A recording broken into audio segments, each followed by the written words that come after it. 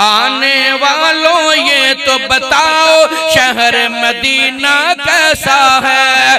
مسجد نبوی کے سائے میں بیٹھ کے تم تو آئے ہو، مسجد نبوی کے سائے میں بیٹھ کے تم تو آئے ہو، مسجد نبوی کے سائے میں بیٹھ کے تم تو آئے ہو، اس سائے میں رب کے آگے، اس سائے میں رب کے آگے سجدہ کرنا کیسا ہے؟ ٹلے پہ گئے کس کے کہو سبحان اللہ۔ آنے والوں یہ تو بتاؤ شہر مدینہ کیسا ہے؟ سر کعبہ کے سامنے رکھ کر جھک کر جینا۔ اپنے سارے احباب شیوخ دی موجودگی دے اندر اپنے چھوٹے ویر نو محبت دے نال 10 منٹ دواں گا انشاءاللہ العزیز۔ قرآن و حدیث دے موتی بکھیرن گے حضرت مولانا قاری محمد اویس عاجز حافظہ اللہ تعالی۔ الحمدللہ رب الارباب و مسبب الاسباب وعافظ الذنب وقابل التوب وشدید العقاب، لہ القوۃ جمیعا وہو الشدید العذاب۔ اللہم صلی علی محمد وسلم وبارک صلی علیہ۔ اعوذ باللہ من الشیطان الرجیم، بسم اللہ الرحمن الرحیم۔ وقال ربکم ادعونی استجب لکم، وقال النبی صلی اللہ علیہ وسلم الدعاء هو العبادہ۔ حضرات، مختصر اللہ پاک کی حمد و ثنا کے بعد درود و سلام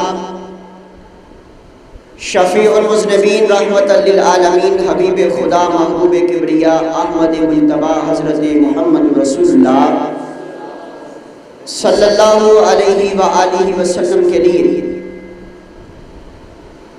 آج کا یہ عظیم الشان پروگرام جو آپ احباب نے تکمیل قرآن کے حوالہ سے اس پروگرام کا انعقاد کیا ہے، سب سے پہلے اس بچے کے والدین اس بات کے مبارکباد کے مستحق ہیں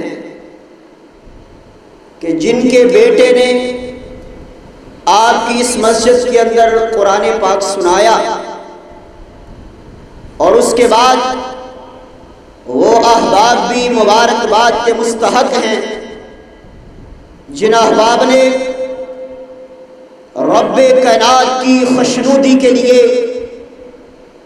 اللہ رب العالمین کی رضا کے لیے، مالک ارض و سما کو راضی کرنے کے لیے قیام کیا، اور کائنات کے سردار نبی اس امر کا اعلان کرتے ہیں، فرمایا من قام رمضان ایمانا و احتسابا غفر له ما تقدم من ذنبی۔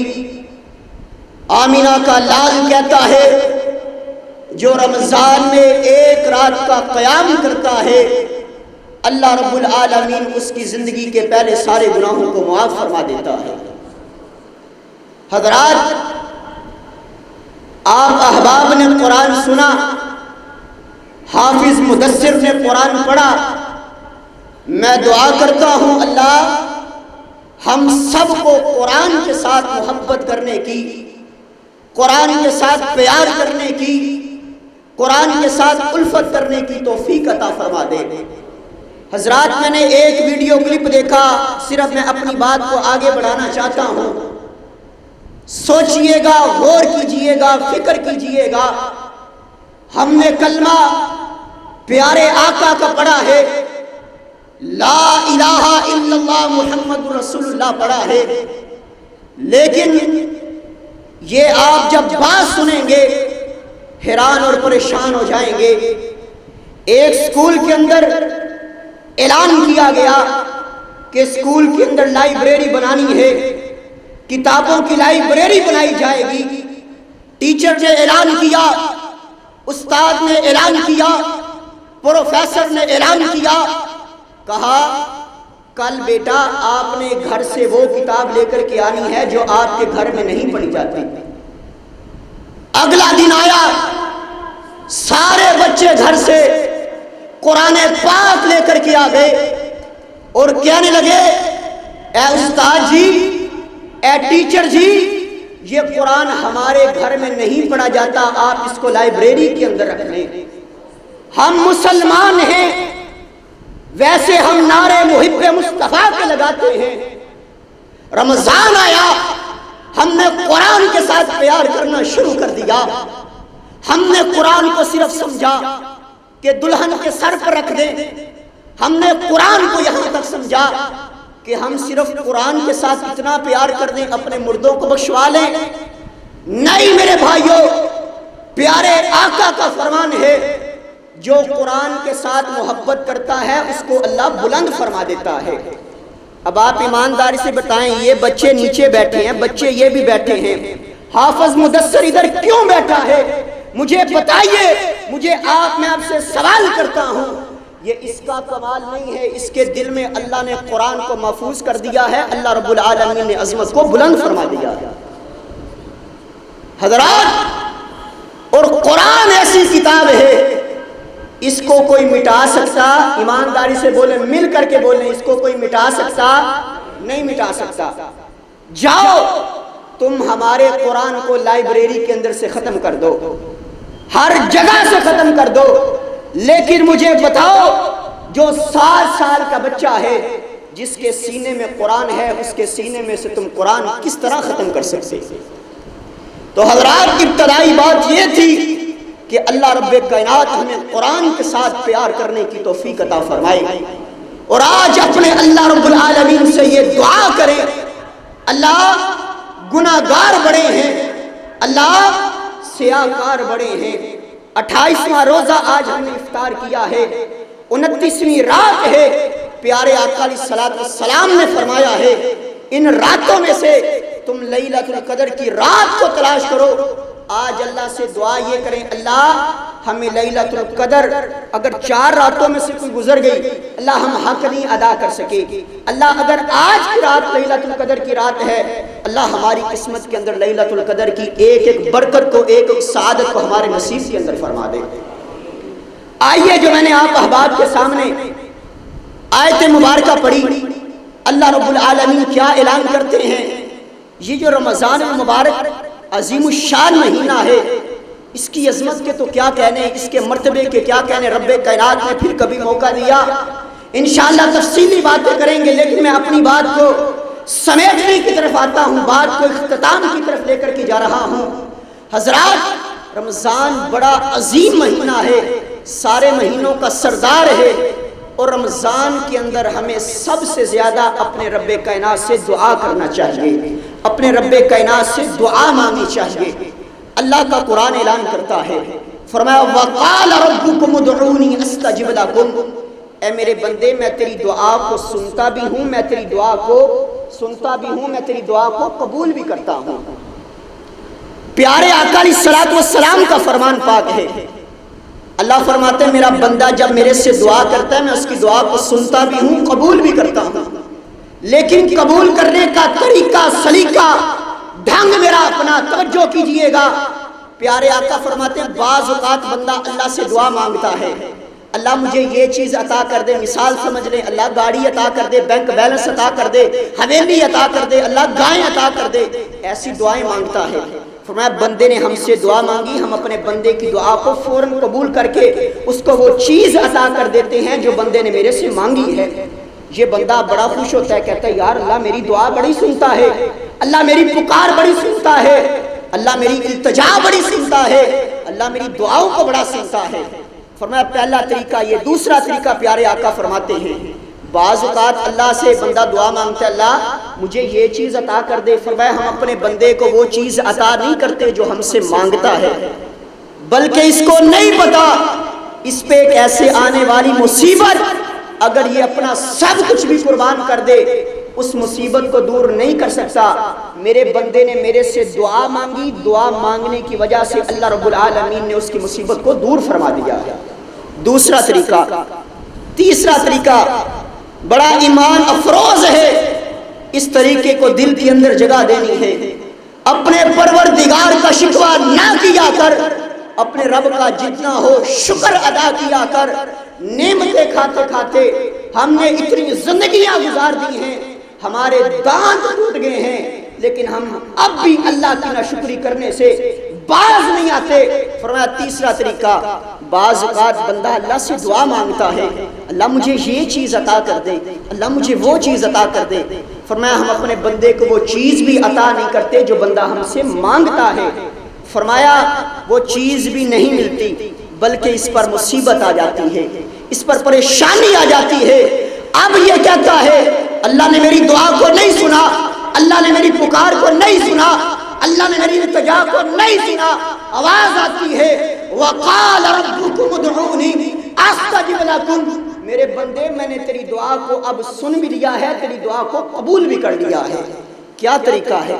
کل قیامت کا دن ہوگا، نیکیوں کے اتنے بڑے بڑے پہاڑ لگے ہوں گے، اللہ ذوالجلال فرمائیں گے اے میرے ملائکہ، اے فرشتوں، ان نیکیوں کے پہاڑوں کو اٹھاؤ اور میرے بندے کے نامہ اعمال کے اندر رکھ دو۔ یہ بندہ حیران ہو جائے گا، پریشان ہو جائے گا، اللہ نام میں اتنی نمازیں پڑھتا تھا، اللہ نام میں اتنے روزے رکھتا تھا، اللہ نام میں اتنے نیک کام کرتا تھا۔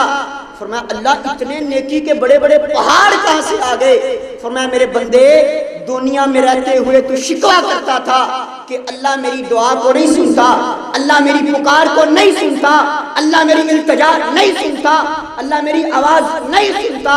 فرمایا دنیا میں شکوہ کرتا رہا، تو ہم سے دعا مانگتا رہا، ہم تیری دعا کو جمع کرتے رہے، تو ہم سے دعا کرتا رہا، ہم تیری دعا کو سٹور کرتے رہے، تو ہم سے دعا کرتا رہا، ہم تیری دعا کو بنڈل بناتے رہے۔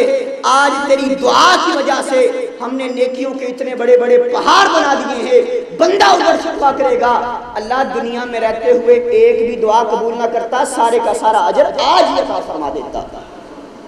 آج کے بعد اللہ رب العالمین سے دعا کرنی ہے، پکار کرنی ہے، اور اللہ کو کہنا اللہ ہماری نیک عبادات، اللہ ٹوٹی پھوٹی عبادات اپنی بارگاہ کے اندر قبول فرما لے۔ اور پیارے آقا فرماتے ہیں الدعاء هو العبادہ، دعا ہی عبادت ہے۔ دوسری حدیث مبارکہ کے اندر آقا فرماتے ہیں الدعاء مخ العبادہ، دعا عبادت کا مغز ہے۔ تو جب ہم اللہ سے دعا کریں گے اللہ ہمارے پر رحمت بھی کرے گا، اللہ برکت بھی کرے گا، کیونکہ ہم دیکھیں کسی بھی چیز کی ابتدا، آج آپ نماز پڑھتے ہیں، نماز کی ابتدا بھی دعا سے ہے، نماز کا اختتام بھی دعا پر ہے۔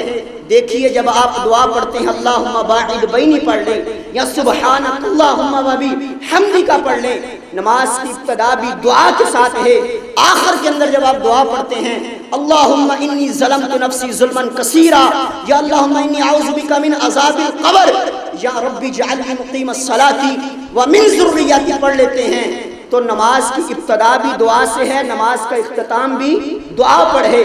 قرآن دیکھ لیں، سورۃ فاتحہ بھی دعا ہے، سورۃ الناس بھی دعا ہے۔